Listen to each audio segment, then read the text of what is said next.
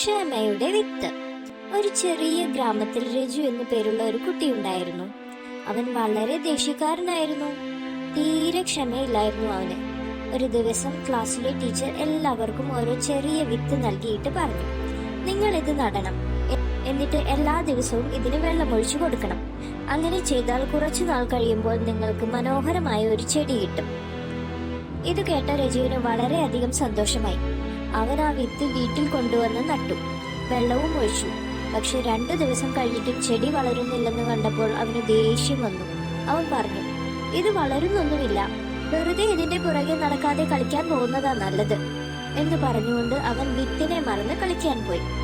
ആഴ്ചകൾ കഴിഞ്ഞപ്പോൾ കൂട്ടുകാരുടെ എല്ലാം വിത്തുകൾ മുളച്ച് ചെടികളായി അതിൽ പൂവും ഇലകളും ഒക്കെ വന്നു. പക്ഷെ രജുവിന്റെ ചട്ടി മാത്രം ശൂന്യം.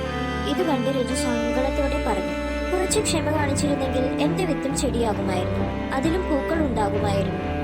ഇത് കേട്ട ടീച്ചർ അവനോട് പറഞ്ഞു, രജു, ജീവിതത്തിൽ എല്ലാ നല്ല കാര്യങ്ങൾ നടക്കാനും സമയമെടുക്കും. ക്ഷമ, കഠിനാധ്വാനം, സ്നേഹം ഇവയാണ് വിജയത്തിന്റെ രഹസ്യം. അന്നു മുതൽ രജു എല്ലാം ക്ഷമയോടെ ചെയ്യാൻ തുടങ്ങി. ഇതിൽ നിന്നും നമുക്ക് എന്ത് മനസ്സിലാക്കാം കൂട്ടുകാരെ?